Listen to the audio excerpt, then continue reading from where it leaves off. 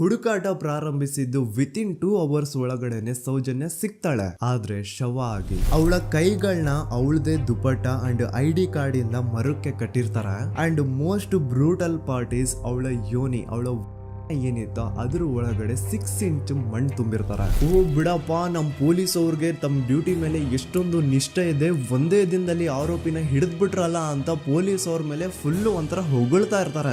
ಆದ್ರೆ ಪಾಪ ಜನರಿಗೆ ಎಲ್ಲಿ ಗೊತ್ತಿತ್ತು ಈ ಕೇಸ್ ನ ರಿಯಲ್ ಆರೋಪಿ ಬೇರೆ ಯಾರೋ ಇದಾರೆ, ಪೊಲೀಸ್ ಅವರೇ ಈ ಕೇಸ್ ನ ಮಿಸ್ಲೀಡ್ ಮಾಡೋದಕ್ಕೆ ಸುಮ್ನೆ ಸಂತೋಷ್ನ ಅರೆಸ್ಟ್ ಮಾಡಿದ್ದಾರೆ ಅಂತ. ಪೊಲೀಸ್ ಅವರು ಈ ಕೇಸ್ ಅಲ್ಲಿ ಕರಪ್ಟ್ ಆಗಿದ್ದಾರೆ, ಪೊಲೀಸ್ ಅವರೇ ಸತ್ಯ ಮುಚ್ಚಿಡ್ಲಿಕ್ಕೆ ಟ್ರೈ ಮಾಡ್ತಿದ್ದಾರೆ. ಹಾಗಾಗಿ ಈ ಕೇಸ್ ನ ಇನ್ಮುಂದೆ ಪೊಲೀಸ್ ಅವರಲ್ಲದೆ CBI ಅವರು ಇನ್ವೆಸ್ಟಿಗೇಷನ್ ಮಾಡಬೇಕು, ಈ ಕೇಸ್ ನ CBI ಒಪ್ಸಿ ಅಂತ ಅಗೇನ್ ಪ್ರೊಟೆಸ್ಟ್ ಗಳು ಸ್ಟಾರ್ಟ್ ಆಗ್ತವೆ. ಸೌಜನ್ಯ ಕೇಸ್ ಒಂದೇ ಅಲ್ಲ, ನಾರಾಯಣ ಹಾಗೂ ಯಮುನಾ ಕೇಸಲ್ಲೂ, ವೇದವಲ್ಲಿ ಕೇಸಲ್ಲೂ, ಆ ಬ್ಯಾಂಕ್ ಮ್ಯಾನೇಜರ್ ನ ಕೇಸಲ್ಲೂ ಹಾಗೂ ಪದ್ಮಲತಾ ಕೇಸಲ್ಲೂ ಸೀದಾ ಡೈರೆಕ್ಟ್ ಡೌಟ್ ಬರೋದೆ ಊರಿನ ಗೌಡ್ರ ಮೇಲೆ. ಸೌಜನ್ಯ ಕೇಸ್ ಬಿಟ್ಟು ಆ ಇನ್ನೊಂದು ಕೇಸ್ ಯಾವುದು, ಅದಕ್ಕೂ ಸಂತೋಷ್ಗೂ ಏನ್ ಸಂಬಂಧ, ಅದ್ರಲ್ಲಿ ಯಾಕೆ ಸಂತೋಷ್ನ ಪೊಲೀಸ್ ಅವರು ಫಿಟ್ ಮಾಡಿದ್ರು ಅಂತ ಪ್ರತಿಯೊಂದು ಹೇಳ್ತೀನಿ. ನಾನು ಈ ಚಾನೆಲ್ ನ ಸ್ಟಾರ್ಟ್ ಮಾಡಿದಾಗಿಂದ one of the most requested video ಬಂದು ಸೌಜನ್ಯ ಕೇಸ್ ಬಗ್ಗೆ. ಸರಿ, ನಮ್ ದೂತ ಸಭೆಯ ಪ್ರಜೆಗಳು ಇಷ್ಟೊಂದು ಕೇಳ್ತಿದಾರಲ್ಲ, ಈ ಒಂದು ಕೇಸ್ ಬಗ್ಗೆ ವಿಡಿಯೋ ಮಾಡುವ ಅಂತ ಸೌಜನ್ಯ ಕೇಸ್ ಬಗ್ಗೆ ನಾನು ರಿಸರ್ಚ್ ಸ್ಟಾರ್ಟ್ ಮಾಡಿದೆ.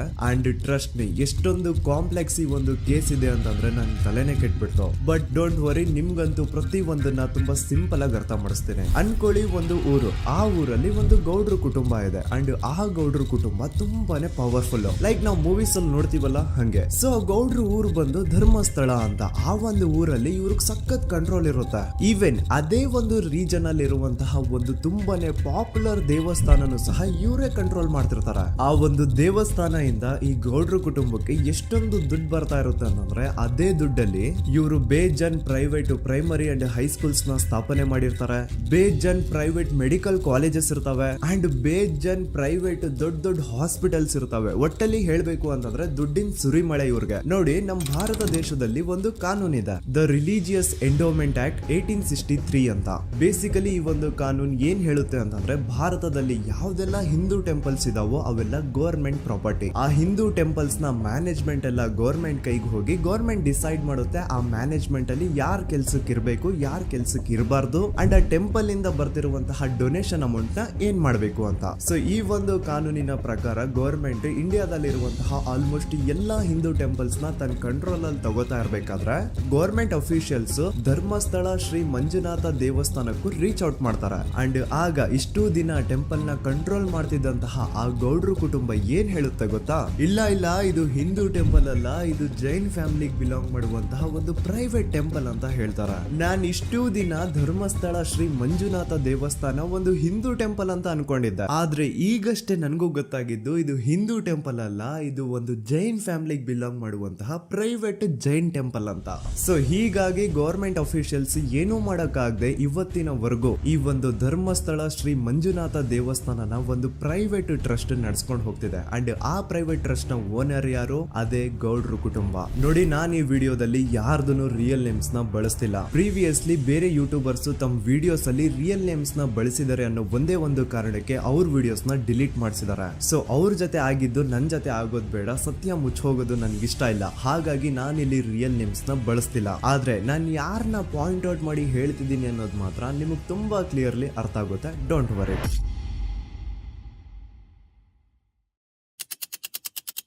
ದಿನಾಂಕ 9/10/2012. A very normal day for everyone except Soujanya.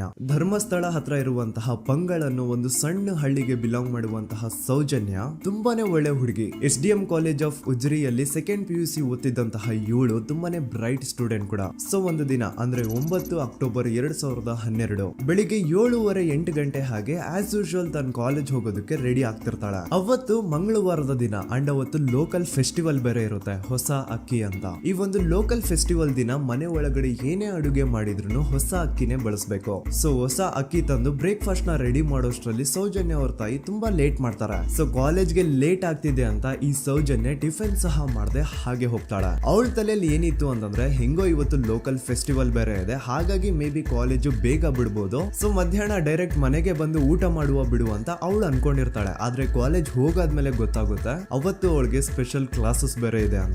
Soujanya breakfast ಕೂಡ ಮಾಡಿರಲ್ಲ ಅಂಡ್ ಲಂಚ್ ಬಾಕ್ಸ್ ಕೂಡ ತಂದಿರಲ್ಲ. ಹಾಗಾಗಿ ಲಂಚ್ ಟೈಮ್ ಅಲ್ಲಿ ಸೌಜನ್ಯನ ಒಬ್ಳು ಫ್ರೆಂಡ್ ಜಾನ್ವಿ ತಾನ್ ತಂದಿರುವಂತಹ ಲಂಚ್ ಬಾಕ್ಸ್ ಅಲ್ಲಿ ಒಂದಿಷ್ಟು ಲಂಚ್ ನ ಆಫರ್ ಮಾಡ್ತಾಳೆ. ಆದ್ರೆ ಸೌಜನ್ಯ ಪರವಾಗಿಲ್ಲ ನೀನ್ ತಿನ್ನು, ನಾನ್ ಮನೆಗೆ ಹೋಗ್ಬಿಟ್ಟು ಊಟ ಮಾಡ್ಕೊಂತೀನಿ ಅಂತ ಹೇಳ್ತಾಳೆ. ಸುಮಾರು ಮಧ್ಯಾಹ್ನದ 3:45ಕ್ಕೆ ಕಾಲೇಜ್ ಬಿಡುತ್ತೆ. ಸೌಜನ್ಯ ಕಾಲೇಜ್ ಇಂದ ಬಸ್ ಅಲ್ಲಿ ಬಂದು ನೇತ್ರಾವತಿ ಬಸ್ ಸ್ಟಾಪ್ ಹತ್ರ ಇಳ್ಕೋತಾಳೆ. ಅವಳ ಜೊತೆ ಅವಳ ಕ್ಲಾಸ್ ಮೇಟ್ಸ್ ಅಂಡ್ ಫ್ರೆಂಡ್ಸ್ ಎಲ್ಲ ಇರ್ತಾರೆ. ಸೊ ಅವ್ರಿಗೆಲ್ಲ ಬಾಯ್ ಹೇಳ್ಬಿಟ್ಟು ಸೌಜನ್ಯ ತನ್ನ ಮನೆ ಕಡೆಗೆ ಹೊರಡ್ತಾಳೆ. ನೇತ್ರಾವತಿ ಬಸ್ ಸ್ಟಾಪ್ ಇಂದ ಸೌಜನ್ಯ ಮನೆಗೆ 20 ಮಿನಿಟ್ಸ್ ನ ವಾಕ್ ಇರುತ್ತೆ. ಮ್ಯಾಕ್ಸ್ ಟು ಮ್ಯಾಕ್ಸ್ 30 ಮಿನಿಟ್ ಹಿಡಿಬಹುದು. ಸೊ ಸೌಜನ್ಯ ನಡ್ಕೊಂಡು ಮನೆ ಕಡೆಗೆ ಹೋಗ್ತಾ ಇರ್ತಾಳೆ. ಒಂದ್ ಸ್ವಲ್ಪ ದೂರದಲ್ಲಿ ಪ್ರಕೃತಿ ಹಾಸ್ಪಿಟಲ್ ಅಂತ ಒಂದಿರುತ್ತೆ. ಅಲ್ಲಿನ ಸೆಕ್ಯೂರಿಟಿ ಗಾರ್ಡ್ ಸೌಜನ್ಯ ನಡ್ಕೊಂಡು ಹೋಗ್ತಾ ಇರೋದನ್ನ ನೋಡ್ತಾನೆ ಕೂಡ. ನಂತರ ಸೌಜನ್ಯ ಒಂದು 10 ನಿಮಿಷ ಹಂಗೆ ಮುಂದೆ ನಡ್ಕೊಂಡು ಹೋಗಾದ್ಮೇಲೆ ಸೌಜನ್ಯಗೆ ತನ್ನ ಮಾವ ಸಿಗ್ತಾರೆ. ಅವರು ಸೌಜನ್ಯನ ನೋಡಿ ಮಾತಾಡಿಸ್ತಾರೆ. ಯಾಕಮ್ಮ ಕಾಲೇಜಿಂದ ಇಷ್ಟು ಲೇಟ್ ಬರ್ತಿದ್ಯಾ ಅಂತ ಕೇಳ್ತಾರೆ. ಆಗ ಸೌಜನ್ಯ ಇಲ್ಲ ಮಾವ, ಕಾಲೇಜಲ್ಲಿ ಸ್ಪೆಷಲ್ ಕ್ಲಾಸ್ ಇತ್ತು ಹಾಗಾಗಿ ಲೇಟ್ ಆಗ್ಬಿಡ್ತು ಅಂತ ಹೇಳಿ ಒಂದೆರಡು ಮಾತಾಡಿಸಿ ನಂತರ ತನ್ನ ಮನೆ ಕಡೆ ತಾನು ಹೊರಡ್ತಾಳೆ. ಈಗ ಆ ಒಂದು ಪಾಯಿಂಟ್ ಇಂದ ಸೌಜನ್ಯಗೆ ತನ್ನ ಮನೆ ಹೋಗ್ಲಿಕ್ಕೆ 10 ನಿಮಿಷ ಬೇಕು. ಮ್ಯಾಕ್ಸ್ ಟು ಮ್ಯಾಕ್ಸ್ 20 ಮಿನಿಟ್ ಅನ್ಕೊಳ್ಳಿ. 3:45ಕ್ಕೆ ಕಾಲೇಜ್ ಬಿಟ್ರೆ ಅರೌಂಡ್ 4:30ಗೆ ಮನೇಲಿ ಇರ್ಬೇಕಾಗಿದ್ದು ಹುಡುಗಿ 6:15 ಗಂಟೆ ಆಗಿದ್ರು ಮನೆಗೆ ಸೇರಿರಲ್ಲ. ಸೊ ಮನೇಲಿ ಸೌಜನ್ಯ ಅವ್ರ ತಾಯಿಗೆ ಟೆನ್ಷನ್ ಸ್ಟಾರ್ಟ್ ಆಗುತ್ತೆ. ಏನಪ್ಪಾ ಈ ಹುಡುಗಿ ಎಷ್ಟೊತ್ತಾದ್ರೂ ಇನ್ನು ಮನೆಗ್ ಬಂದಿಲ್ವಲ್ಲ ಅಂತ. ಸೊ ಅವ್ರೇನ್ ಮಾಡ್ತಾರೆ, ಸೌಜನ್ಯ ಅವ್ರ ತಂದೆ ಕಾಲ್ ಮಾಡ್ಬಿಟ್ಟು ರೀ ಹಿಂಗೆ 3:30-4 ಗಂಟೆಗೆ ಕಾಲೇಜಿಂದ ಮನೆಗ್ ಬರ್ತಿದ್ದಿದ್ ನಮ್ ಹುಡುಗಿ ಇವತ್ತು 7 ಗಂಟೆ ಆದ್ರೂ ಇನ್ನು ಮನೆಗ್ ಬಂದಿಲ್ಲ, ನೀವು ಸ್ವಲ್ಪ ಬೇಗ ಮನೆಗ್ ಬಂದು ವಿಚಾರಿಸಿ ಅಂತ ಗಾಬ್ರಿಲಿ ಹೇಳ್ತಾರೆ. ಸರಿ ಅಂತ ಸೌಜನ್ಯ ಅವ್ರ ತಂದೆ ಮನೆಗ್ ಬಂದ್ಬಿಟ್ಟು ಸೌಜನ್ಯನ ಫ್ರೆಂಡ್ಸ್ ಕ್ಲಾಸ್ ಮೇಟ್ಸ್ ಯಾರ್ದೆಲ್ಲ ಅವ್ರ ಹತ್ರ ನಂಬರ್ ಇರುತ್ತೋ ಅವ್ರಿಗೆಲ್ಲ ಕಾಲ್ ಮಾಡ್ಬಿಟ್ಟು ಸೌಜನ್ಯ ಬಗ್ಗೆ ಕೇಳ್ತಾರೆ. ನಮ್ ಹುಡುಗಿ ಏನಾದ್ರೂ ನಿಮ್ ಮನೆಗ್ ಬಂದಿದ್ದಾಳ ಅಮ್ಮ ಅಂತ. ಆದ್ರೆ ಸೌಜನ್ಯನ ಫ್ರೆಂಡ್ಸ್ ಅಂಡ್ ಕ್ಲಾಸ್ ಮೇಟ್ಸ್ ಎಲ್ಲ ಇಲ್ಲ ಅಂಕಲ್ ನಮ್ಮ ಮನೆಗಂತೂ ಸೌಜನ್ಯ ಏನು ಬಂದಿಲ್ಲ, ಅವಳು ಬಸ್ ಸ್ಟಾಪ್ ಇಂದ ಸೀದಾ ನಿಮ್ಮನೆ ಕಡೆಗೇನೆ ಹೊರಟ್ಲಲ್ವಾ, ಯಾಕೆ ಇನ್ನೂ ಬಂದಿಲ್ವಾ ಅಂತ ಕೇಳ್ತಾರ.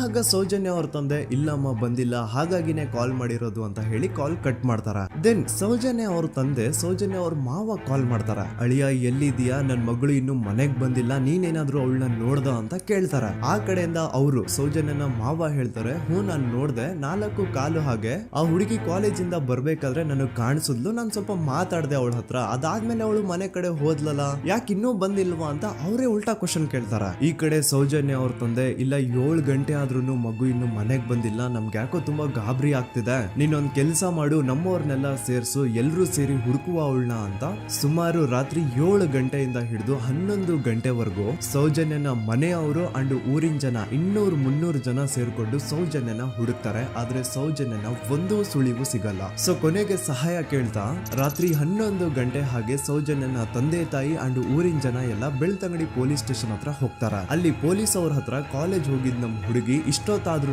ಇನ್ನು ಮನೆಗ್ ಬಂದಿಲ್ಲ, ಎಷ್ಟು ಹುಡುಕಿದ್ರು ಸಿಗ್ತಾ ಇಲ್ಲ, ಸೊ ಪ್ಲೀಸ್ ಒಂದು ಮಿಸ್ಸಿಂಗ್ ರಿಪೋರ್ಟ್ ನ ಫೈಲ್ ಮಾಡಿ ನಮ್ ಹುಡುಗಿನ ಹುಡುಕೊಡಿ ಅಂತ ಕೇಳ್ಕೊತಾರ.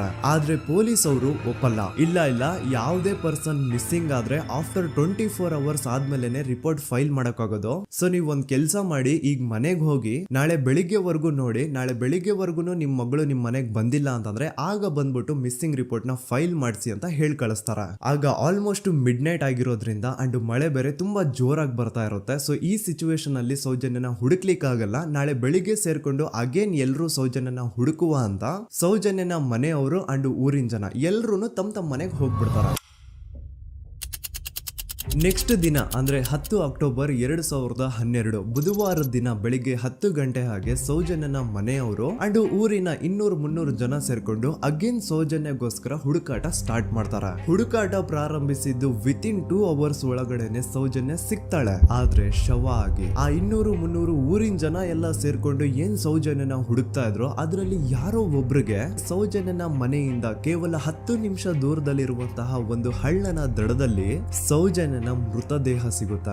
ಈಗ ಸತ್ತಿರುವಂತಹ ಸೌಜನ್ಯನ ಡೆಡ್ ಬಾಡಿ ಯಾವ ಒಂದು ಕಂಡೀಷನ್ ಅಲ್ಲಿ ಇತ್ತು ಅಂತ ಹೇಳ್ತೀನಿ, ಸ್ವಲ್ಪ ಗಮನ ಇಟ್ಟು ಕೇಳಿಸ್ಕೊಳ್ಳಿ. ಅವಳ ಕೈಗಳನ್ನ ಅವಳದೇ ದುಪಟ್ಟ ಅಂಡ್ ID ಕಾರ್ಡ್ ಇಂದ ಮರಕ್ಕೆ ಕಟ್ಟಿರ್ತಾರೆ. ಅವಳ ಬಾಡಿ ಎಲ್ಲ ನೇಕೆಡ್ ಇರುತ್ತೆ, ಮೈ ಮೇಲೆ ಸರಿಯಾದ ಬಟ್ಟೆ ಇರಲ್ಲ, ಮೈ ಮೇಲೆ ಮಲ್ಟಿಪಲ್ ಕಟ್ ಮಾರ್ಕ್ಸ್ ಇರುತ್ತೆ, ತುಂಬಾ ಜೋರಾಗಿ ಹೊಡೆದಿರುವಂತಹ ಗಾಯಗಳು ಮೈ ಮೇಲೆ ಎದ್ದು ಕಾಣಿಸ್ತಿರ್ತವೆ. ಅವಳ ರಿಪ್ಸ್ ಎದೆ ಭಾಗದ ಮೂಳೆಗಳೆಲ್ಲ ಮುರಿದು ಹೋಗ್ಬಿಟ್ಟಿರ್ತವೆ and most brutal part is ಅವಳ ಯೋನಿ, ಅವಳ ಏನಿತ್ತು ಅದ್ರ ಒಳಗಡೆ 6 ಇಂಚ್ ಮಣ್ಣು ತುಂಬಿರ್ತಾರೆ. ಆ ಬಾಡಿ ಕಂಡೀಷನ್ ನ ನೋಡಿದಾದ್ಮೇಲೆ ಒಂದಂತೂ ತುಂಬಾ ಕ್ಲಿಯರ್ ಆಗಿ ಅರ್ಥ ಆಗುತ್ತೆ, ಅವಳನ್ನ ಯಾರೋ ತುಂಬಾ ಫೋರ್ಸ್ಫುಲಿ ಮಾಡಿ ನಂತರ ನಿರ್ದಯವಾಗಿ ಸಾಯಿಸಿದ್ದಾರೆ ಅಂತ. ಇಲ್ಲಿ ಕ್ರಿಮಿನಲ್ಸ್ ನ ಬುದ್ಧಿವಂತಿಕೆ ನೋಡಿ ಪೊಲೀಸ್ ಅವ್ರಿಗೆ ಏನೂ ಸುಳಿವು ಸಿಗ್ಬಾರ್ದು ಅಂತ ಅವಳ ಯೋನಿ ಒಳಗಡೆ 6 ಇಂಚ್ ಅಷ್ಟು ಮಣ್ಣು ತುಂಬ ಹೋಗಿರ್ತಾರೆ. ಸೊ ದೆನ್ ಪೊಲೀಸ್ ಅವ್ರಿಗೆ ವಿಷಯ ಗೊತ್ತಾಗುತ್ತೆ. ಅವರು ಸ್ಪಾಟ್ ಗೆ ಬಂದು ಸೌಜನ್ಯನ ಬಾಡಿನ ರಿಕವರ್ ಮಾಡಿ ಆ ಒಂದು ಸ್ಪಾಟ್ ನ ಕಂಪ್ಲೀಟ್ ಸೀಸ್ ಮಾಡ್ತಾರ.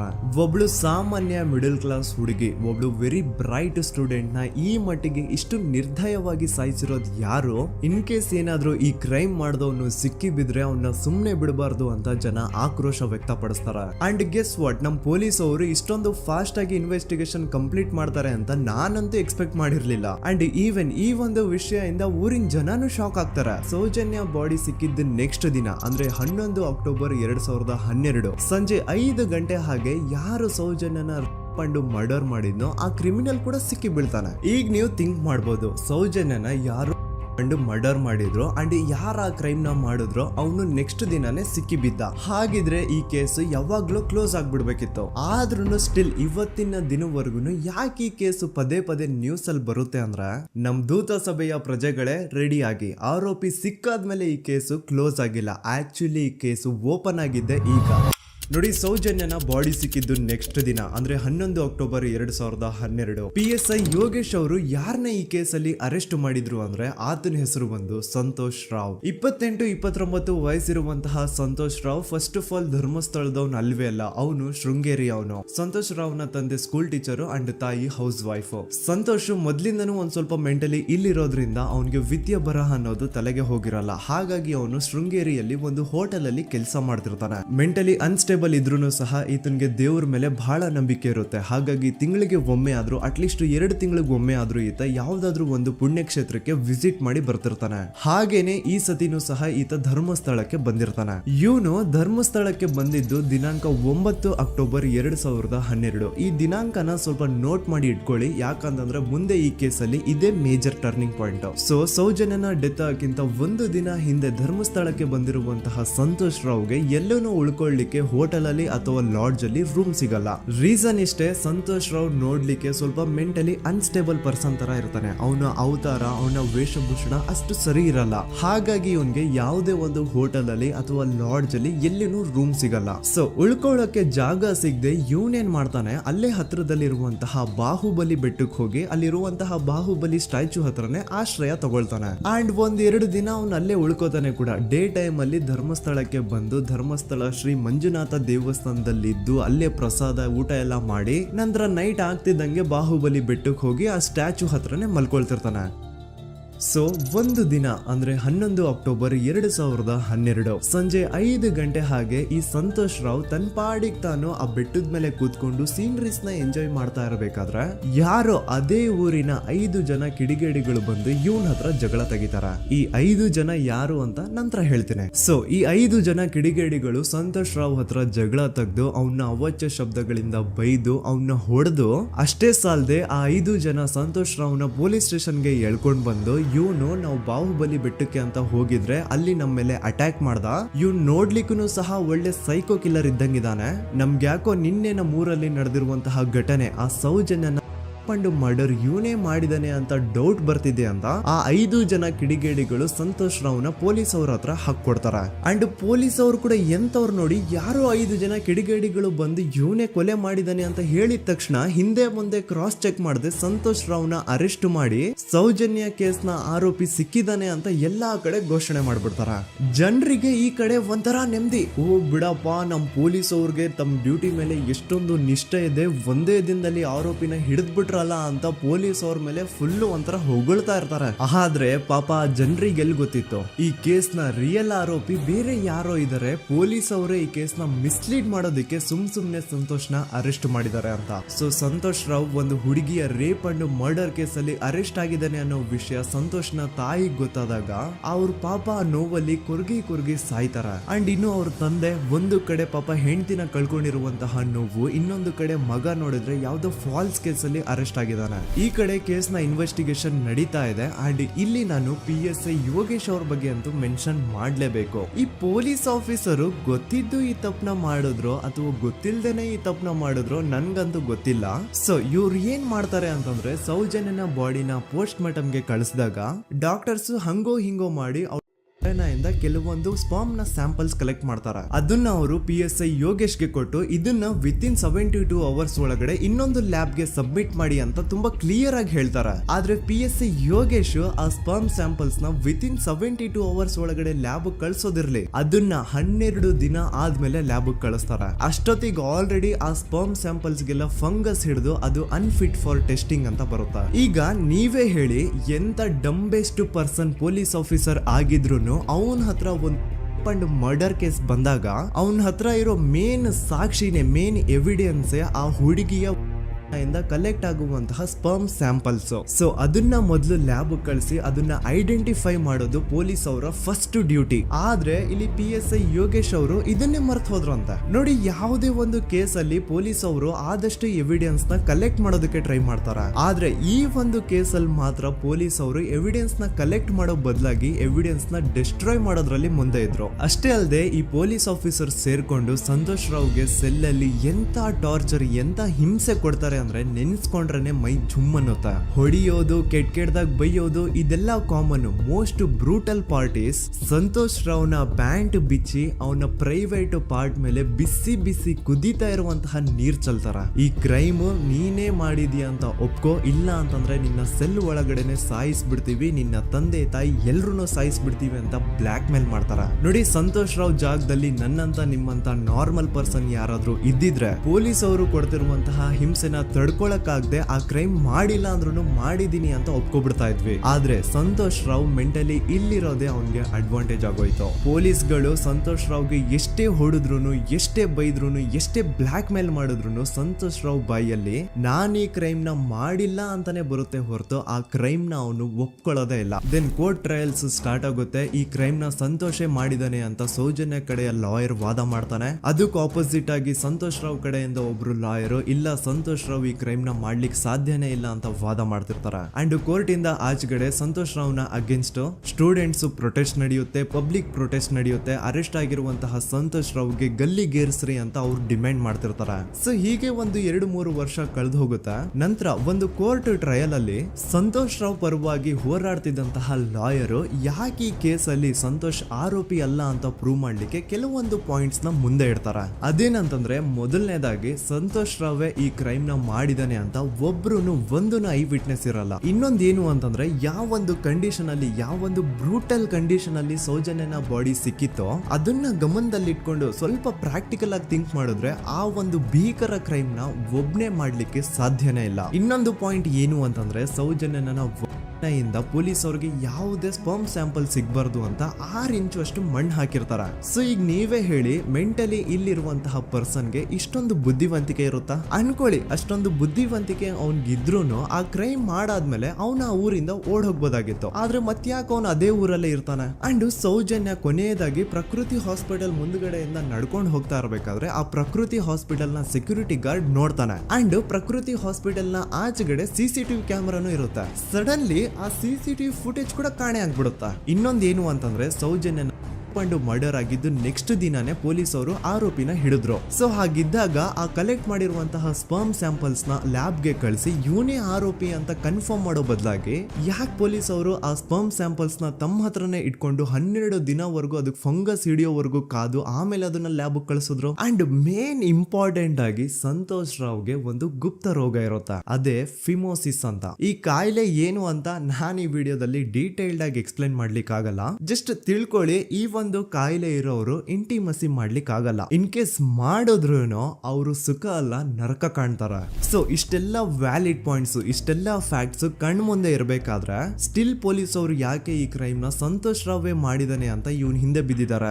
ಯಾಕೆ ಅವರು ಈ ಕ್ರೈಮ್ ಇವನ್ ಬಿಟ್ರೆ ಬೇರೆ ಯಾರಾದ್ರೂ ಮಾಡಿರ್ಬೋದಲ್ಲ ಅಂತ ಆ ಆಂಗಲ್ ಅಲ್ಲಿ ಇನ್ವೆಸ್ಟಿಗೇಷನ್ ಮಾಡ್ತಿಲ್ವಲ್ಲ ಅಂತ ಪೊಲೀಸ್ ಅವರ ಇನ್ವೆಸ್ಟಿಗೇಷನ್ ಮೇಲೆ ಈಗ ಕ್ವಶನ್ ಬರುತ್ತೆ. So after hearing all of this, ಎಲ್ಲರಿಗೂ ಈಗ ಪೊಲೀಸ್ ಅವರ ಇನ್ವೆಸ್ಟಿಗೇಷನ್ ಇನ್ವೆಸ್ಟಿಗೇಷನ್ ಮೇಲೆ ಡೌಟ್ ಬರುತ್ತೆ. ಅಂಡ್ ಈವನ್ ಸೌಜನ್ಯ ಅವ್ರ ಮನೆಯವರು ಕೂಡ ನಿಜವಾದ ಆರೋಪಿ ಸಂತೋಷ್ ಅಲ್ಲ ಅಂತ ತಮ್ಮ ಅಭಿಪ್ರಾಯನ ವ್ಯಕ್ತಪಡಿಸ್ತಾರೆ. ಆಗ ಅಲ್ಲಿವರೆಗೂ ಸಂತೋಷ್ ರಾವ್ನ ಗಲ್ಲಿಗೇರಿಸಿ ಅಂತ ಏನು student protest and public protest ಎಲ್ಲ ನಡೀತಾ ಇತ್ತು, ಈಗ ಅದೆಲ್ಲ ನಿಂತು ಹೋಗಿ ಎಲ್ಲಾ ಹೇಟ್ರೇಡ್ ಪೊಲೀಸ್ ಅವ್ರ ಕಡೆಗೆ ಹೋಗುತ್ತೆ. ಪೊಲೀಸ್ ಅವರು ಈ ಕೇಸಲ್ಲಿ ಕರಪ್ಟ್ ಆಗಿದ್ದಾರೆ, ಪೊಲೀಸ್ ಅವರೇ ಸತ್ಯ ಮುಚ್ಚಿಡ್ಲಿಕ್ಕೆ ಟ್ರೈ ಮಾಡ್ತಿದ್ದಾರೆ. ಹಾಗಾಗಿ ಈ ಕೇಸ್ ನ ಇನ್ ಮುಂದೆ ಪೊಲೀಸ್ ಅವರಲ್ಲದೆ ಸಿಬಿಐ ಅವರು ಇನ್ವೆಸ್ಟಿಗೇಷನ್ ಮಾಡಬೇಕು, ಈ ಕೇಸ್ ನ ಸಿಬಿಐ ಒಪ್ಸಿ ಅಂತ ಅಗೇನ್ ಪ್ರೊಟೆಸ್ಟ್ ಗಳು ಸ್ಟಾರ್ಟ್ ಆಗ್ತವೆ. ಸೊ ಧರ್ಮಸ್ಥಳದಲ್ಲಿ ಇಷ್ಟೊಂದು ಹೋರಾಟಗಳಾಗ್ತಿದಾವೆ, ಒಬ್ಳು ಹುಡುಗಿ ಜೊತೆ ಇಷ್ಟೊಂದು ಅನ್ಯಾಯ ಆಗಿದೆ, ಆದ್ರೂ ಸಹ ಧರ್ಮಾಧಿಕಾರಿ ಏನು ಮಾತೇ ಆಡ್ತಿಲ್ವಲ್ಲ ಈ ಹುಡುಗಿ ಬಗ್ಗೆ ಅಂತ ಜನರು ಪ್ರಶ್ನೆ ಮಾಡಿದಾಗ ಆಗ ಧರ್ಮಾಧಿಕಾರಿನೂ ಜನರು ಮುಂದೆ ಬಂದ್ಬಿಟ್ಟು ಈ ಕೇಸ್ ನ ಸಿಬಿಐ ಒಪ್ಸಿ ಅಂತ ಹೋರಾಟ ಮಾಡ್ತಾರ.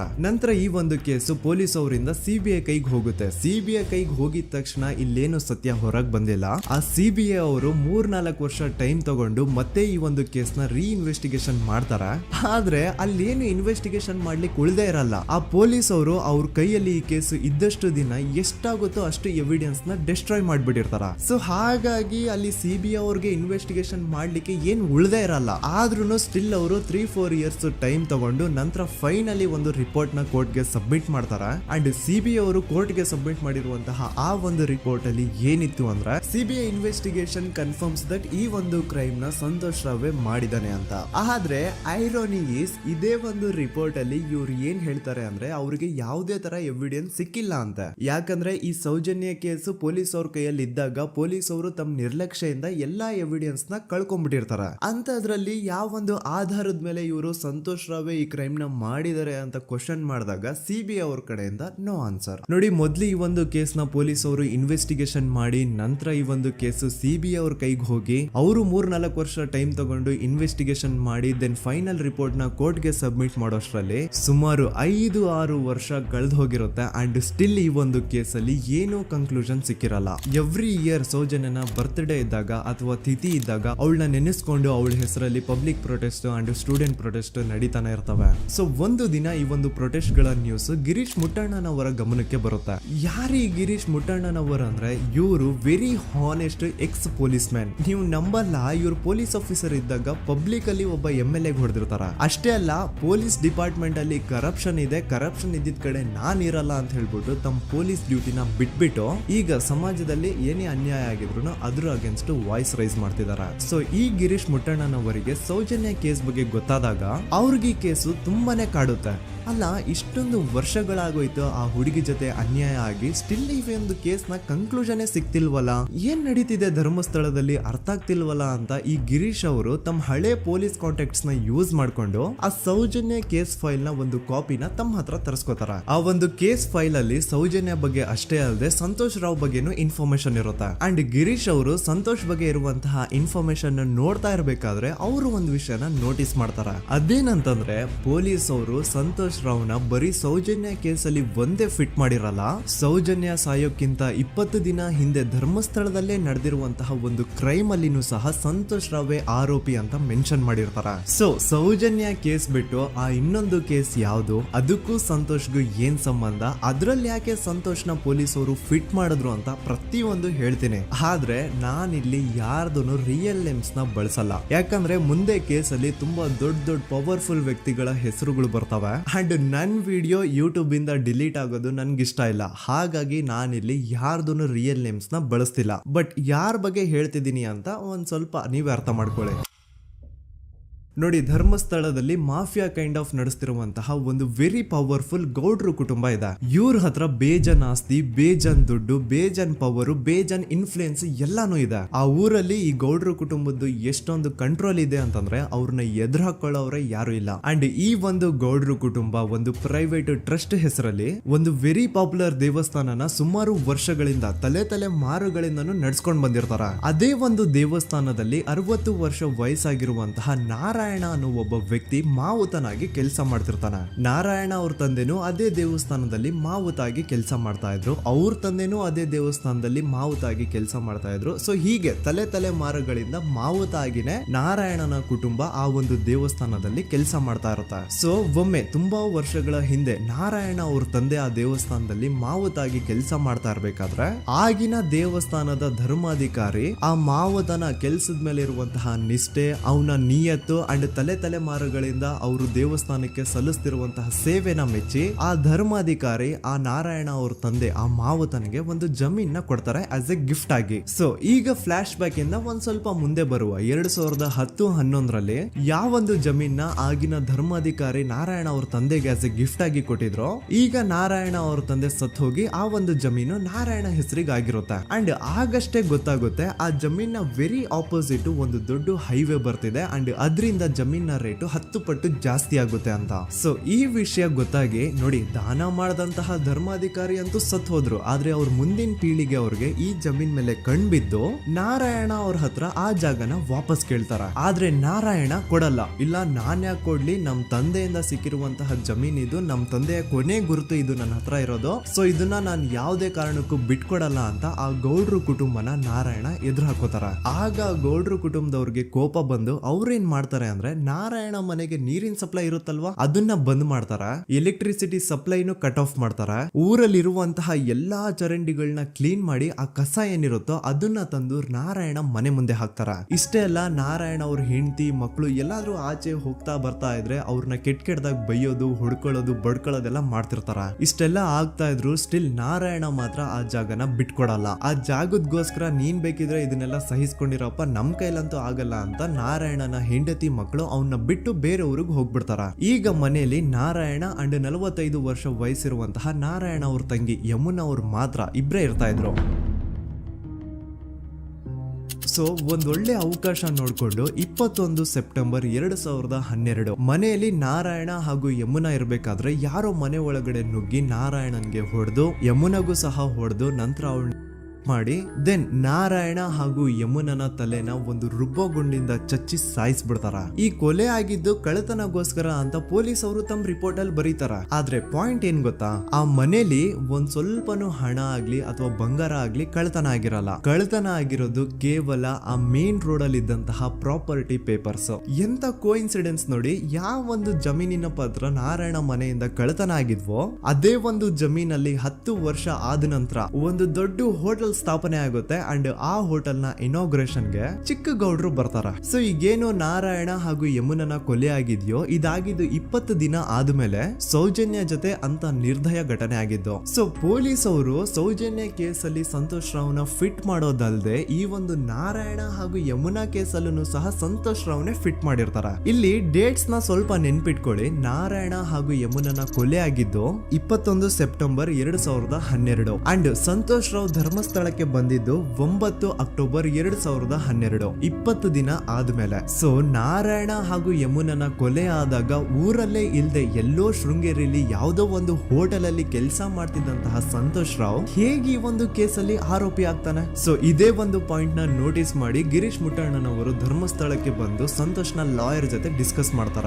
ದೆನ್ ಫೈನಲಿ ಏನೋ ತಪ್ಪು ಮಾಡದೆ ಸುಳ್ಳು ಆರೋಪಗಳಿಂದ ಕರಪ್ಟ್ ಪೊಲೀಸ್ ಆಫೀಸರ್ಸ್ ನ ಮಿಸ್ಲೀಡಿಂಗ್ ಇನ್ವೆಸ್ಟಿಗೇಷನ್ ಇಂದ ಸಂತೋಷ್ ರಾವ್ ತನ್ನ ಜೀವನದ 8-10 ವರ್ಷನ ಜೈಲಲ್ಲಿ ಕಳೆದು ಫೈನಲಿ ರಿಲೀಸ್ ಆಗ್ತಾನೆ.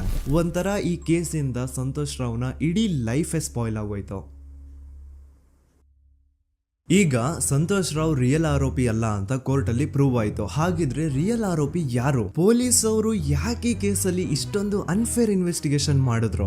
ಯಾರ ರಿಯಲ್ ಹೆಸರನ್ನ ಮುಚ್ಚಿಡ್ಲಿಕ್ಕೆ ಪೊಲೀಸ್ ಆಫೀಸರ್ಸ್ ಈ ಒಂದು ಕೇಸಲ್ಲಿ ಸಂತೋಷ್ ರಾವ್ನ ಸಿಗ್ಹಾಕ್ಸಿದ್ರು? ಇದೆಲ್ಲ ಥಿಂಕ್ ಮಾಡ್ತಾ ಹೋದ್ರೆ ನೋಡಿ, ಆ ಊರಲ್ಲಿ ಆ ಪೊಲೀಸ್ ಆಫೀಸರ್ಸ್ಗೆ ಲಂಚ ಕೊಡೋಷ್ಟು, ಒಂದು ಪೊಲೀಸ್ ಇನ್ವೆಸ್ಟಿಗೇಷನ್ ನ ಸ್ಟಾಪ್ ಮಾಡೋಷ್ಟು ಅಥವಾ ಇನ್ವೆಸ್ಟಿಗೇಷನ್ ನ ಮಿಸ್ಲೀಡ್ ಮಾಡೋಷ್ಟು ಇನ್ಫ್ಲುಯೆನ್ಸ್ ಆಗ್ಲಿ, ಪವರ್ ಆಗ್ಲಿ ಅಥವಾ ಮನಿ ಆಗ್ಲಿ ಊರಿನ ಗೌಡ್ರು ಹತ್ರ ಮಾತ್ರ ಇದ್ದಿದ್ದು. ಸೊ ಈಗ ಸಂಶಯದ ಮುಳ್ಳು ಗೌಡ್ರು ಕಡೆ ತಿರುಗುತ್ತಾ ನೋಡಿ. ಪೊಲೀಸ್ ಅವರು ಸುಮ್ನೆ ಸಂತೋಷ್ ರಾವ್ನ ನಾರಾಯಣ ಹಾಗೂ ಯಮುನಾ ಕೇಸಲ್ಲಿ ಫಿಟ್ ಮಾಡಿದ್ರು. ಈಗ ಆ ಒಂದು ಕೊಲೆ ಪ್ರಕರಣಕ್ಕೂ ಸಂತೋಷ್ ರಾವ್ಗೂ ಏನು ಸಂಬಂಧನೇ ಇರ್ಲಿಲ್ಲ. ಹಂಗೆ ಥಿಂಕ್ ಮಾಡಿ, ನಾರಾಯಣ ಸತ್ರೆ ಅಥವಾ ಅವನ ತಂಗಿ ಯಮುನಾ ಸತ್ರೆ ಯಾರಿಗ ಅಡ್ವಾಂಟೇಜ್ ಆಗುತ್ತೆ? ಊರಿನ ಗೌಡ್ರಿಗೆ, ಯಾಕಂದ್ರೆ ಅವ್ರಿಗ ಜಮೀನ್ ಸಿಗುತ್ತಾ. ಸೊ ಈಗ ನಾರಾಯಣ ಹಾಗೂ ಯಮುನಾ ಕೇಸಲ್ಲಿ ಸಂತೋಷ್ ರಾವ್ ಆರೋಪಿ ಅಲ್ಲ ಅಂತ ಪ್ರೂವ್ ಆದ್ಮೇಲೆ, ಹಾಗಿದ್ರೆ ಆ ಕೊಲೆ ಮಾಡ್ದವ್ರು ಯಾರು ಅಂತ ಹಾಗೆ ಥಿಂಕ್ ಮಾಡಿದ್ರೆ ಗಿರೀಶ್ ಮುಟ್ಟಣ್ಣನವರಿಗೆ ಆ ಊರಿನ ಗೌಡ್ರ ಮೇಲೆ ಡೌಟ್ ಬರುತ್ತೆ. ಅದೇ ಒಂದು ಡೌಟ್ ಅಲ್ಲಿ ಗಿರೀಶ್ ಮುಟ್ಟಣ್ಣನವರು ಮಹೇಶ್ ತಿಮ್ರೊಡ್ಡಿ ಅಂತ ಇನ್ನೊಬ್ರ ಜೊತೆ ಸೇರ್ಕೊಂಡು ಈ ಹಿಂದೆ ಆ ಒಂದು ಊರಲ್ಲಿ ಆ ಧರ್ಮಸ್ಥಳದಲ್ಲಿ ಈ ಊರಿನ ಗೌಡ್ರು ಯಾವ್ದ್ಯಾವ್ದೆಲ್ಲ ಕ್ರೈಮ್ಗಳು ಮಾಡಿದಾರೆ ಅಂತ ಊರಿನ ಜನರಿಂದ ತಿಳ್ಕೊತಾರ. ನಂತರ ಆ ಊರಿನ ಜನ ಯಾವ್ದ್ಯಾವ್ದೆಲ್ಲ ಮ್ಯಾಟರ್ಸ್ ಹೇಳಿದ್ರು ಆ ಕೇಸ್ ಫೈಲ್ಸ್ ನೆಲ್ಲ ತಿರುಗಿಸಿ ಮುರುಗಿಸಿ ನೋಡಿದಾಗ ನೀವು ನಂಬಲ್ಲ, ಸೌಜನ್ಯ ಕೇಸ್ ಏನೇನು ಅಲ್ಲ, ಅದಕ್ಕಿಂತ ಭೀಕರ ಕೊಲೆಗಳು ಧರ್ಮಸ್ಥಳದಲ್ಲಿ ಆಗಿವೆ ಅಂಡ್ ಎಲ್ಲಾ ಕೊಲೆಗಳ ಹಿಂದೆ ಗೌಡ್ರು ಕುಟುಂಬದ್ದೇ ಕೈ ಇದೆ ಅಂತ ಎದ್ದು ಕಾಣಿಸುತ್ತೆ. 1977 ವೇದಾವಲ್ಲಿ ಕೇಸ್. ಧರ್ಮಸ್ಥಳ ಹತ್ತಿರ SDM ಪ್ರೈಮರಿ ಅಂಡ್ ಹೈಸ್ಕೂಲ್ ಅಂತ ಒಂದು ಸ್ಕೂಲ್ ಇರುತ್ತೆ. ಅಂಡ್ ಈ ಒಂದು ಪ್ರೈವೇಟ್ ಸ್ಕೂಲು ಬೇರೆ ಯಾರ್ದು ಅಲ್ಲ, ಆ ಗೌಡ್ರು ಕುಟುಂಬದ್ದೇ. ಈ ಸ್ಕೂಲ್ ಅಲ್ಲಿ 1977 ಅಲ್ಲಿ ವೇದಾವಲ್ಲಿ ಅಂತ ಒಬ್ರು ಟೀಚರ್ ವರ್ಕ್ ಮಾಡ್ತಿರ್ತಾರ. ವೇದಾವಲ್ಲಿ ಆ ಟೀಚರ್ ಜಾಬ್ಗೆ ತುಂಬಾನೇ ಓವರ್ ಕ್ವಾಲಿಫೈಡ್. ಅವರ ಕ್ವಾಲಿಫಿಕೇಶನ್ಸ್ ನ ಗಮನದಲ್ಲಿ ಇಟ್ಕೊಂಡ್ರೆ ಅವ್ರಿಗೆ HM ಅಥವಾ ಪ್ರಿನ್ಸಿಪಲ್ ನ ಪೋಸ್ಟ್ ಸಿಗ್ಬೇಕು. ಆದ್ರೂ ಸಹ ವೇದಾವಲ್ಲಿ ಆಸ್ ಎ ಟೀಚರ್ ಆಗಿನೇ ಕೆಲಸ ಮಾಡ್ಕೊಂಡು ಹೋಗ್ತಿರ್ತಾರ. ಒಮ್ಮೆ ಏನಾಗುತ್ತೆ, ಸ್ಕೂಲ್ ಅಲ್ಲಿ ಪ್ರಿನ್ಸಿಪಲ್ ನ ಪೋಸ್ಟ್ ಖಾಲಿ ಆಗುತ್ತೆ ಅಂಡ್ ಆ ಒಂದು ಪೋಸ್ಟ್ ಗೆ ಎಲ್ರು ಏನ್ ಅನ್ಕೊಳ್ತಾರೆ, ವೇದಾವಲ್ಲಿನೇ ಸೆಲೆಕ್ಟ್ ಮಾಡೋದು ಅಂತ. ಆದ್ರೆ ವೇದಾವಲ್ಲಿಯ ಕ್ಯಾಸ್ಟ್ ಬೇರೆ ಇದೆ ಅನ್ನೋ ಒಂದೇ ಒಂದು ಕಾರಣಕ್ಕೆ ಆ ಪ್ರಿನ್ಸಿಪಲ್ ನ ಪೋಸ್ಟ್ ವೇದಾವಲ್ಲಿಗೆ ಸಿಗದೆ ಬೇರೆ ಯಾರನ್ನೋ ತಂದು ಕೂರಿಸ್ಬಿಟ್ಟಿರ್ತಾರ. ಇದರಿಂದ ಟೀಚರ್ ವೇದಾವಲ್ಲಿಗೆ ತುಂಬಾ ಕೋಪ ಬಂದು ಅವ್ರ ಸ್ಕೂಲ್ ಮುಂದೆ ಪ್ರೊಟೆಸ್ಟ್ ಮಾಡೋದ್ ಸ್ಟಾರ್ಟ್ ಮಾಡ್ತಾರ. ಅಂಡ್ ಈ ವಿಷಯ ಸ್ಕೂಲ್ ನ ಓನರ್ಸ್ ಗೆ ಇಷ್ಟ ಆಗಲ್ಲ. ಸೊ ಅವರು ಆ ಕೋಪನ ಹಾಗೆ ಮನ್ಸಲ್ಲಿ ಇಟ್ಕೊಂಡಿರ್ತಾರೆ. ಒಮ್ಮೆ ಏನಾಗುತ್ತೆ, ಸ್ಕೂಲ್ ರಜೆ ಇರುತ್ತೆ, ವೇದಾವಲ್ಲಿ ಮನೇಲಿ ಇರ್ತಾರ ಅಂಡ್ ಅವ್ರ ಹಸ್ಬೆಂಡ್ ಡಾಕ್ಟರ್ ಅರಳೆ ಅವ್ರಿಗೆ ಯಾವ್ದೋ ಬೇರೆ ಊರಲ್ಲಿ ಒಂದು ಕಾಲೇಜಲ್ಲಿ ಸೆಮಿನಾರ್ ಏನೋ ಇರುತ್ತೆ. ಸೊ ಅವರು ಅಲ್ಲಿಗೆ ಹೋಗಿರ್ತಾರೆ. ಈಗ ಮನೇಲಿ ಇರೋದು ವೇದಾವಲ್ಲಿ ಒಂದೇ. ಇದೇ ಒಂದು ಅವಕಾಶನ ನೋಡ್ಕೊಂಡು ಯಾರೋ ವೇದಾವಲ್ಲಿ ಅವ್ರ ಮನೆಗೆ ನುಗ್ಗಿ ವೇದಾವಲ್ಲಿಗೆ ಹೊಡೆದು ನಂತರ ಅವ್ರನ್ನ ಜೀವಂತವಾಗಿ ಸುಟ್ಬಿಡ್ತಾರ. ಸ್ವಲ್ಪ ಹೊತ್ತು ನಂತರ ರಾತ್ರಿ ಆಗ್ತಿದ್ದಂಗೆ ಡಾಕ್ಟರ್ ಅರಳೆ ಅವರು ಮನೆಗೆ ವಾಪಸ್ ಬರ್ತಾರೆ ಅಂಡ್ ಮನೆ ಒಳಗಡೆ ಬಂದ್ ನೋಡಿದ್ರೆ ವೇದಾವಲ್ಲಿ ಅವರು ಸತ್ ಹೋಗಿ ಅವರ ಬಾಡಿ ಸುಟ್ ಹೋಗಿ ನೆಲದ ಮೇಲೆ ಬಿದ್ದಿದೆ. ಹೆಂಡತಿನ ಕಳ್ಕೊಂಡಿರುವಂತಹ ದುಃಖನ ಸೈಡ್ಗೆ ಇಟ್ಟು ಡಾಕ್ಟರ್ ಅರಳೆ ಅವರು ಮೊದ್ಲು ಪೊಲೀಸ್ ಸ್ಟೇಷನ್ಗೆ ಹೋಗ್ಬಿಟ್ಟು ನಮ್ ಮನೆಗೆ ನಾನು ಇಲ್ದೇ ಇರುವಂತಹ ಸಮಯನ ನೋಡ್ಕೊಂಡು ಯಾರೋ ಮನೆ ಒಳಗಡೆ ನುಗ್ಗಿ ನನ್ನ ಹೆಂಡತಿನ ಹೊಡೆದು ನಂತರ ಅವಳನ್ನ ತುಂಬಾ ಭೀಕರವಾಗಿ ಸಾಯಿಸಿದರೆ ಅಂತ ಪೊಲೀಸ್ ಅವ್ರಿಗೆ ರಿಪೋರ್ಟ್ ಕೊಡಕ್ ಹೋದ್ರೆ ಅಲ್ಲಿ ಪೊಲೀಸ್ ಅವರು ಉಲ್ಟಾ ಡಾಕ್ಟರ್ ಅರಳೆ ಮೇಲೆನೆ FIR ಬರ್ದು ನೀನೇ ನಿನ್ ಹೆಂಡತಿನ ಸಾಯಿಸಿದ್ಯಾ, ನಾಟಕ ಮಾಡಬೇಡ ಅಂತ ಅವ್ರನ್ನೇ ಅರೆಸ್ಟ್ ಮಾಡ್ಬಿಡ್ತಾರ. ನಂತರ 2-3 ವರ್ಷ ಜೈಲಲ್ಲೇ ಇದ್ದು ಡಾಕ್ಟರ್ ಅರಳೆ ಅವರು ತಮ್ಮ ಫ್ರೆಂಡ್ಸ್ ಅಂಡ್ ಫ್ಯಾಮಿಲಿ ಮೂಲಕ ಎವಿಡೆನ್ಸ್ ನೆಲ್ಲ ಕಲೆಕ್ಟ್ ಮಾಡಿಸಿ ತಾನ ಕೊಲೆನ ಮಾಡಿಲ್ಲ, ತಾನು ತನ್ನ ಹೆಂಡತಿನ ಸಾಯಿಸಿಲ್ಲ ಅಂತ ಕೋರ್ಟ್ ಅಲ್ಲಿ ಪ್ರೂವ್ ಮಾಡ್ಕೊಂಡು ಜೈಲಿಂದ ರಿಲೀಸ್ ಆಗ್ತಾರ. ಸೊ ಈಗ ಡಾಕ್ಟರ್ ಅರಳೆ ಅವರು ಈ ಒಂದು ಕ್ರೈಮ್ ನ ಮಾಡಿಲ್ಲ ಅಂತಂದ್ರೆ ವೇದಾವಲ್ಲಿನ ಅಷ್ಟು ಭೀಕರವಾಗಿ ಸಾಯಿಸಿದವ್ರು ಯಾರು, ಈ ವಿಷಯ ಇವತ್ತಿನವರೆಗೂ ಗೊತ್ತಾಗಿಲ್ಲ. 1986 ಅಲ್ಲಿ ನಡೆದಂತಹ ಪದ್ಮಲತಾ ಕೇಸ್. ಪದ್ಮಲತಾ ಅವ್ರ ತಂದೆ ಕಮ್ಯುನಿಸ್ಟ್ ಪಾರ್ಟಿನ ಲೀಡರ್ ಇರ್ತಾರೆ. ಅವ್ರ ರಿಯಲ್ ನೇಮ್ ಏನು ಅಂತ ನಮಗ್ ಗೊತ್ತಾಗಿಲ್ಲ, ಬಟ್ ಈ ವಿಡಿಯೋದಲ್ಲಿ ಅವ್ರ ಹೆಸರು ಲಕ್ಷ್ಮಣ್ ಅಂತ ಅನ್ಕೊಳ್ಳಿ. ಸೊ ಕಮ್ಯುನಿಸ್ಟ್ ಪಾರ್ಟಿನ ಲೀಡರ್ ಇರುವಂತಹ ಲಕ್ಷ್ಮಣ್ ಅವ್ರಿಗೆ ಊರಲ್ಲಿ ತುಂಬಾನೇ ಸಪೋರ್ಟ್ ಇರುತ್ತೆ. ಊರಿನ ಜನರ ಫೇವ್ರೇಟ್ ಇರ್ತಾರೆ ಇವರು. ಅಂಡ್ ಅದೇ ವರ್ಷ ಅಂದ್ರೆ 1986 ಅಲ್ಲಿ ಪಂಚಾಯತ್ ಎಲೆಕ್ಷನ್ ಬೇರೆ ಇರುತ್ತೆ ಅಂಡ್ ಎಲ್ರಿಗೂ ಗೊತ್ತಿತ್ತು ಲಕ್ಷ್ಮಣೆ ಗೆಲ್ಲೋದು ಅಂತ. ಆ ಪಂಚಾಯತ್ ಎಲೆಕ್ಷನ್ ಅಲ್ಲಿ ಲಕ್ಷ್ಮಣ್ ಆಪೋಸಿಟ್ ಗೌಡ್ರಿಗೆ ತುಂಬಾ ಬೇಕಾಗಿರೋರು ಒಬ್ರು ನಿಂತಿರ್ತಾರ ಅಂಡ್ ಅವ್ರಿಗೂ ಗೊತ್ತಿತ್ತು ಎಲೆಕ್ಷನ್ ಏನಾದ್ರು ಆದ್ರೆ ಲಕ್ಷ್ಮಣ ಎಲೆಕ್ಷನ್ ಅಲ್ಲಿ ಗೆಲ್ಲೋದು ಅಂತ. ಸೊ ಎಲ್ಲಿ ಸೋತೋಗ್ಬಿಡ್ತೀವೋ ಅನ್ನೋ ಭಯಕ್ಕೆ ಆ ಗೌಡ್ರು ಕಡೆ ಅವ್ರು ಏನ್ ಮಾಡ್ತಾರೆ, ಲಕ್ಷ್ಮಣ್ ನ ಅಪ್ರೋಚ್ ಮಾಡಿ ಮುಚ್ಕೊಂಡು ಈ ಪಂಚಾಯತ್ ಎಲೆಕ್ಷನ್ ಅಲ್ಲಿ ನಿನ್ ನಾಮಿನೇಷನ್ ನ ಕ್ಯಾನ್ಸಲ್ ಮಾಡು ಅಂತ ವಾರ್ನಿಂಗ್ ಕೊಡ್ತಾರ. ಆದ್ರೆ ಲಕ್ಷ್ಮಣ್ ಅವರು ಅಂಜದೆ ನೀವ್ ಏನ್ ಮಾಡ್ತಿರೋ ಮಾಡ್ಕೊಳ್ರಿ, ಆದ್ರೆ ನಾನ್ ಮಾತ್ರ ನಾಮಿನೇಷನ್ ನ ಕ್ಯಾನ್ಸಲ್ ಮಾಡಲ್ಲ ಅಂತ ಆ ಗೌಡ್ರು ಕುಟುಂಬನ ಎದುರು ಹಾಕೋತಾರ. ದೆನ್ ಎಂತ ಕೋಇನ್ಸಿಡೆನ್ಸ್ ನೋಡಿ, ನೆಕ್ಸ್ಟ್ ಡೇನೆ ಲಕ್ಷ್ಮಣ್ ಅವ್ರ ಮಗಳು ಪದ್ಮಲತಾ ಕಿಡ್ನಾಪ್ ಆಗ್ತಾಳ. ಸುಮಾರು 56 ದಿನ ಅವಳನ್ನ ಯಾರೋ ಕಿಡ್ನಾಪ್ ಮಾಡ್ತಾರೆ ಅಂಡ್ ಆ 56 ದಿನ ಡೈಲಿ ಅವಳನ್ನ ಶೋಷಣೆ ಕೂಡ ಮಾಡ್ತಾರ. ನಂತರ 56 ದಿನ ಆದ್ಮೇಲೆ ಪದ್ಮಲತನ ಬಾಡಿ ನೇತ್ರಾವತಿ ನದಿಲಿ ತೇಲ್ತಾ ಸಿಗುತ್ತಾ. ಆಸ್ ಎಕ್ಸ್ಪೆಕ್ಟೆಡ್ ಈ ಕೇಸಲ್ಲೂ ಪೊಲೀಸ್ ಅವ್ರ ಕಡೆಯಿಂದ ಪ್ರಾಪರ್ ಇನ್ವೆಸ್ಟಿಗೇಷನ್ ಆಗಲ್ಲ ಅಂಡ್ ಯಾರ್ ಪದ್ಮಲತನ ಕಿಡ್ನಾಪ್ ಮಾಡಿದ್ರು, ಯಾರು ಅವಳನ್ನ 15 ದಿನವರೆಗೂ ಶೋಷಣೆ ಮಾಡಿ ನಂತರ ಅವಳನ್ನ ಅಷ್ಟು ಭೀಕರವಾಗಿ ಸಾಯಿಸಿದ್ರು ಅಂತ ಇವತ್ತಿನ ದಿನದವರೆಗೂ ಗೊತ್ತಾಗಿಲ್ಲ. ಮತ್ತೆ ನಮಗೆ ಗೊತ್ತಾದದು 22ಕ್ಕೆ ಸ್ಕೂಲ್ ಡೇ 56 ದಿನ ಕಳೆದು ಹೊಳೆಯಲ್ಲಿ ಹೆಣ ಉಂಡು ಅಂತ ಕೇಳಿ ಪೊಲೀಸಿನವರು ಬರುವಾಗ ಬಂದು ಹೇಳುವಾಗ ನಮಗೆ ಗೊತ್ತಾದ. ಅವರು ನನ್ನನ್ನು ಕರ್ಕೊಂಡೋಗಿ ಅಲ್ಲಿ ಹೋಗಿವೆ. ಇನ್ನೊಂದು ಲಾಸ್ಟ್ ಕೇಸ್ ಇದೆ, ಇದು ಅರ್ಲಿ 2000 ಅಲ್ಲಿ ನಡೆದಿರೋದು. ಇವ್ರದ್ದು ಅಷ್ಟಾಗಿ ಡೀಟೇಲ್ಸ್ ನಾನು ಹೇಳಲ್ಲ, ಜಸ್ಟ್ ಮೇಲ್ ಹೇಳ್ತೀನಿ. 2000 ಇಸ್ವಿಯಲ್ಲಿ ಧರ್ಮಸ್ಥಳದಲ್ಲಿ 2 ಫಿನಾನ್ಸ್ ಬ್ಯಾಂಕ್ ಇರ್ತಾವೆ. ಒಂದು ಅಗೇನ್ ರಿಯಲ್ ನೇಮ್ ತಗೊಳ್ಳೋದು ಬೇಡ, ಲೈಕ್ ಜಸ್ಟ್ ಸಹಕಾರ ಗ್ರಾಮೀಣ ಬ್ಯಾಂಕ್ ಅನ್ಕೊಳ್ಳಿ. ಅಂಡ್ ಇನ್ನೊಂದು ಬಂದ್ಬಿಟ್ಟು SDM ಫೈನಾನ್ಸ್ ಪ್ರೈವೇಟ್ ಲಿಮಿಟೆಡ್. ಈ SDM ಫೈನಾನ್ಸ್ ಪ್ರೈವೇಟ್ ಲಿಮಿಟೆಡ್ ಬಂದು ಗೌಡ್ರು ಕುಟುಂಬ ಅವ್ರಿಗೆ ಸೇರಿದ್ದು. ಆ ಕಡೆ ಇವ್ರ ಆಪೋಸಿಟ್ ಏನದು ಗ್ರಾಮೀಣ ಬ್ಯಾಂಕ್ ಇತ್ತು, ಅದರಲ್ಲಿ ಒಬ್ಬ ಮ್ಯಾನೇಜರು ಬಡವ್ರಿಗೆ ಸಹಾಯ ಆಗ್ಲಿ ರೈತರಿಗೆ ಸಹಾಯ ಆಗ್ಲಿ ಅಂತ ತುಂಬಾ ಕಡಿಮೆ ಬಡ್ಡಿಗೆ ಲೋನ್ ಕೊಡ್ತಿರ್ತಾನೆ. ಇದ್ರಿಂದಾಗಿ ಧರ್ಮಸ್ಥಳದಲ್ಲಿ ಆಲ್ಮೋಸ್ಟ್ ಎಲ್ಲಾ ಕಸ್ಟಮರ್ಸ್ ಆ ಗ್ರಾಮೀಣ ಬ್ಯಾಂಕ್ ಕಡೆಗೆನೆ ಹೋಗ್ತಿರ್ತಾರೆ. SDM ಫೈನಾನ್ಸ್ ಪ್ರೈವೇಟ್ ಲಿಮಿಟೆಡ್ ಕಡೆಗೆ ಯಾರು ಬರ್ತಿರಲ್ಲ. ಇದ್ರಿಂದ ಗೌಡ್ರಿಗೆ ಲಾಸ್ ಆಗ್ತಿರುತ್ತ. ಸೊ ಅವ್ರೇನ್ ಮಾಡ್ತಾರೆ, ಆ ಗ್ರಾಮೀಣ ಬ್ಯಾಂಕ್ ನ ಮ್ಯಾನೇಜರ್ ಏನಿದ್ನೋ ಅವನ್ಗೆ ಒಂದು ಸ್ವೀಟ್ ವಾರ್ನಿಂಗ್ ಕೊಡ್ತಾರ. ಮುಚ್ಕೊಂಡು ಇನ್ಮೇಲೆ ಇಂದ ನಿನ್ ಲೋನ್ಸ್ ಕೊಡೋದನ್ನ ನಿಲ್ಸ್ಬಿಡು. ಇನ್ ಕೇಸ್ ಲೋನ್ ಕೊಟ್ರು ನಾವ್ ಯಾವ ಇಂಟ್ರೆಸ್ಟ್ ರೇಟ್ ಗೆ ಲೋನ್ ನ ಕೊಡ್ತಾ ಇದೀವೋ ಅದೇ ರೇಟ್ ಗೆ ನೀನು ಕೊಡುವ ಅಂತ ಫೋರ್ಸ್ ಮಾಡ್ತಾರ. ಆದ್ರೆ ಆ ಗ್ರಾಮೀಣ ಬ್ಯಾಂಕ್ ನ ಮ್ಯಾನೇಜರ್ ಇದ್ಯಾವುದನ್ನು ಕಿವಿಗೆ ಹಾಕೊಳ್ಳಾರ್ದೆ ಅವ್ನ್ ಕೆಲಸ ಅವ್ನ್ ಮಾಡ್ಕೊಂಡು ಹೋಗ್ತಾನ. ದೆನ್ ಸಡನ್ಲಿ ಒಂದು ದಿನ ಬ್ಯಾಂಕ್ ಮ್ಯಾನೇಜರ್ ನ ಹೆಂಡತಿನ ಮನೆ ಒಳಗಡೆನೆ ನುಗ್ಗಿ ಯಾರು ಮಾಡಿ ತುಂಬಾ ಭೀಕರವಾಗಿ ಸಾಯಿಸ್ಬಿಡ್ತಾರ. ಇದರ ರಿಗಾರ್ಡಿಂಗ್ ಆ ಬ್ಯಾಂಕ್ ಮ್ಯಾನೇಜರ್ ಪೊಲೀಸ್ ಸ್ಟೇಷನ್ ಅಲ್ಲಿ ಕಂಪ್ಲೇಂಟ್ ಕೊಡಕ್ ಹೋದ್ರೆ ಪೊಲೀಸ್ ಅವರು ಉಲ್ಟಾ ಆ ಬ್ಯಾಂಕ್ ಮ್ಯಾನೇಜರ್ ಹೆಸರಲ್ಲೇ FIR ಬರ್ದು ನೀನೇ ನಿನ್ ಹೆಂಡತಿನ ಸಾಯಿಸಿದ್ಯಾ ಅಂತ ಅವನ್ನೇ ಅರೆಸ್ಟ್ ಮಾಡ್ಬಿಡ್ತಾರ. ನಂತರ 1-2-3 ವರ್ಷ ಆ ಬ್ಯಾಂಕ್ ಮ್ಯಾನೇಜರ್ ಜೈಲಲ್ಲಿ ಇರ್ತಾನೆ. ಅದಾದ್ಮೇಲೆ ಅವನ ಕ್ರೈಮ್ ನ ಮಾಡಿಲ್ಲ ಅಂತ ಕೋರ್ಟ್ ಅಲ್ಲಿ ಪ್ರೂವ್ ಆಗುತ್ತೆ. ಆದ್ರೆ ರಿಯಲ್ ಕ್ರೈಮ್ ಮಾಡಿದವರು ಯಾರು ಅಂತ still it's A question mark. And ಇನ್ನೊಂದು ನಾರಾಯಣ ಅಂಡ್ ಯಮುನಾ ಕೇಸ್ ಬಗ್ಗೆ ಅಂತೂ ನಾನು ಆಗ್ಲೇ ನಿಮ್ಗೆ ಎಕ್ಸ್ಪ್ಲೇನ್ ಮಾಡಿದೆ. ಸೊ ಎಂತ ಕೋಇನ್ಸಿಡೆಂಟ್ಸ್ ಗಳು ನೋಡಿ, ಯಾರೆಲ್ಲ ಆ ಧರ್ಮಸ್ಥಳದಲ್ಲಿ ಗೌಡ್ರು ಕುಟುಂಬನ ಎದುರಾಕೊಂಡಿದಾರೋ ಅವ್ರ ಜೀವನದಲ್ಲಿ ಏನೋ ಒಂದು ತುಂಬಾ ದೊಡ್ಡ ದುರಂತ ನಡೆದು ಹೋಗುತ್ತೆ. ಅಂಡ್ ಸರ್ಪ್ರೈಸಿಂಗ್ಲಿ ಅವ್ರ ಕೇಸಲ್ಲಿ ಪೊಲೀಸ್ ಅವ್ರ ಕಡೆಯಿಂದ ಪ್ರಾಪರ್ ಇನ್ವೆಸ್ಟಿಗೇಷನ್ ಆಗಲ್ಲ. ಅಂಡ್ ಯಾರು ಆ ಕ್ರೈಮ್ ನ ಮಾಡಿದ್ರು ಅಂತ ಯಾವತ್ತೂ ಹೊರಗೆ ಬರೋದೇ ಇಲ್ಲ. ಸೊ ಈ ಗೌಡ್ರು ಕುಟುಂಬದವರು ಧರ್ಮಸ್ಥಳದಲ್ಲಿ ಬೇಜನ್ ಕರ್ಮಕಾಂಡಗಳನ್ನ ಮಾಡಿದ್ದಾರೆ. ಅಂಡ್ ಅವ್ರ ಪವರ್ ಅಂಡ್ ಅವ್ರಿಗಿರುವಂತಹ ಇನ್ಫ್ಲೂಯೆನ್ಸ್ ಇಂದ ಆ ಎಲ್ಲಾ ಕೇಸ್ ನ ಮುಚ್ಚಾಕಿದ್ದಾರೆ ಅಂತ ಮಹೇಶ್ ಹಾಗೂ ಗಿರೀಶ್ ಮುಟ್ಟಣ್ಣನವರ ಹೇಳಿಕೆ ಆಗಿದೆ. ಸೊ ಗೌಡ್ರು ಫ್ಯಾಮಿಲಿನ ಟ್ರ್ಯಾಕ್ ರೆಕಾರ್ಡ್ ನೋಡಿದ್ರೆ ಧರ್ಮಸ್ಥಳದಲ್ಲಿ ಒಂದು ಹುಡುಗಿನ ರೇಪ್ ಅಂಡ್ ಮರ್ಡರ್ ಮಾಡಿ ದೆನ್ ಪೊಲೀಸ್ ಅವ್ರಿಗೆ ಲಂಚ ಕೊಟ್ಟು ಇನ್ವೆಸ್ಟಿಗೇಷನ್ ನ ಮಿಸ್ಲೀಡ್ ಮಾಡೋಷ್ಟು ಪವರ್ ಇನ್ಫ್ಲೂಯೆನ್ಸ್ ಈ ಗೌಡ್ರು ಕುಟುಂಬಕ್ಕೆ ಮಾತ್ರ ಇರೋದು. ಈಗ ಸಂತೋಷ್ ರಾವ್ ಅಂತೂ ಸೌಜನ್ಯ ಕೇಸಲ್ಲಿ ಆರೋಪಿ ಅಲ್ಲ ಅಂತ ಪ್ರೂವ್ ಆಯ್ತು. ಹಾಗಿದ್ರೆ ರಿಯಲ್ ಆರೋಪಿ ಯಾರು? ನೆನಪು ಮಾಡ್ಕೊಳ್ಳಿ, 11 ಅಕ್ಟೋಬರ್ 2012 ಸಂಜೆ 5 ಗಂಟೆ ಹಾಗೆ ಬಾಹುಬಲಿ ಬೆಟ್ಟದಲ್ಲಿ ಸಂತೋಷ್ ರಾವ್ ತನ್ನ ಪಾಡಿಗೆ ತಾನು ಸೀನರೀಸ್ ನ ಎಂಜಾಯ್ ಮಾಡ್ಕೊಂಡು ಸುಮ್ಮನೆ ಕೂತಿರ್ಬೇಕಾದ್ರೆ ಅವನ ಹತ್ರ 5 ಜನ ಕಿಡಿಗೇಡಿಗಳು ಬಂದು ಜಗಳ ತೆಗಿತಾರ. ಆ 5 ಜನ ಕಿಡಿಗೇಡಿಗಳು ಯಾರು ಅಂತ ನಾನು ಇಲ್ಲಿವರೆಗೂ ನಿಮ್ಗೆ ಹೇಳಿಲ್ಲ. ಸೊ ಅವರು ಬೇರೆ ಯಾರು ಅಲ್ಲ, ಚಿಕ್ಕ ಗೌಡ್ರು ಮಗ ನಿಶಾಂತ್ ಜೈನ್ ನ ವೆರಿ ಕ್ಲೋಸ್ ಫ್ರೆಂಡ್ಸ್. ಅವ್ರು ದಣಿ ಮಾಡಿರುವಂತಹ ಕ್ರೈಮ್ ಅಲ್ಲಿ ಬೇರೆ ಯಾರನ್ನಾದ್ರೂ ಸಿಗಿಸ್ಬೇಕಲ್ಲ ಅಂತ ಇವ್ರು ಬಕ್ರ ಹುಡುಕ್ತಾ ಇರ್ಬೇಕಾದ್ರೆ ಆಗ ಇವ್ರಿಗೆ ಸಿಗೋದೆ ಸಂತೋಷ್ ರಾವ್. ಅಗೇನ್ ಇನ್ನೊಂದು ಎಂತ ಕೋಇನ್ಸಿಡೆನ್ಸ್ ನೋಡಿ, ಸಂತೋಷ್ ರಾವ್ ಸೌಜನ್ಯ ಕೇಸಲ್ಲಿ ಅರೆಸ್ಟ್ ಆದ ನಂತರ ಚಿಕ್ಕ ಗೌಡ್ರು ಮಗ ನಿಶಾಂತ್ ಜೈನ್ ದೇಶನೇ ಬಿಟ್ಟು ಹೋಗ್ಬಿಡ್ತಾನ. ಈ ಕೇಸಲ್ಲಿ ಚಿಕ್ಕ ಗೌಡ್ರು ಮಗ ಇನ್ವಾಲ್ವ್ಮೆಂಟ್ ಇದೆ ಅಂತ ಯಾರಿಗೂ ಡೌಟೇ ಬರ್ತಾ ಇರ್ಲಿಲ್ಲ. ಡೌಟ್ ಯಾವಾಗ ಬಂತು ಅಂದ್ರೆ ಆ 5 ಜನ ಕಿಡಿಗೇಡಿಗಳು ಯಾರು ಸಂತೋಷ್ನ ಈ ಒಂದು ಕೇಸಲ್ಲಿ ಸಿಗಾಕ್ಸಿದ್ರು ಆ 5 ಜನರಲ್ಲಿ ಒಬ್ಬ ರವಿ ಪೂಜಾರಿ ಅಂತಾನು ಇರ್ತಾನೆ.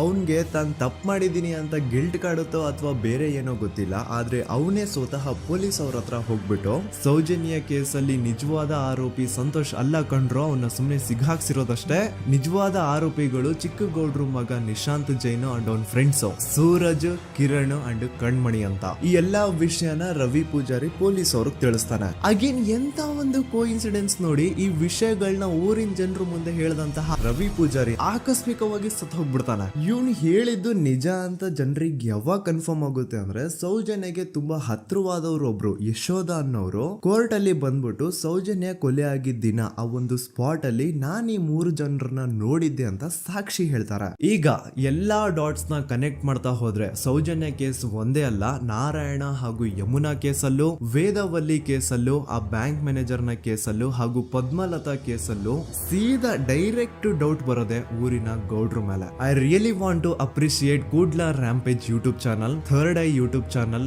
ಗಿರೀಶ್ ಮುಟ್ಟಣ್ಣನವರು ಸರ್ ಹಾಗೂ ಮಹೇಶ್ ಅವರು ಅಂಡ್ ಆಲ್ ಅದರ್ಸ್. ಇವರ ಕಾನ್ಸ್ಟೆಂಟ್ ಎಫರ್ಟ್ಸ್ ಇಂದಾನೆ ಸತ್ಯ ಏನಂತ 1 by 1 ಹೊರಗೆ ಬರ್ತಿದೆ and they are trying their level best to catch real criminals. At present Sowjanya case ಬಗ್ಗೆ ಅಪ್ಡೇಟ್ ಏನು ಅಂತಂದ್ರೆ ಹೈಕೋರ್ಟ್ ವರೆಗೂ ಈ ಒಂದು ಕೇಸ್ ಹೋಗಿದೆ ಅಂಡ್ ಈ ಕೇಸಲ್ಲಿ ಈಗ ಇನ್ನೊಮ್ಮೆ ಮತ್ತೆ ಫ್ರೆಶ್ ಆಗಿ ರೀಇನ್ವೆಸ್ಟಿಗೇಷನ್ ಸ್ಟಾರ್ಟ್ ಆಗಬೇಕು ಅಂತ ಹೋರಾಟ ನಡೀತಿದೆ.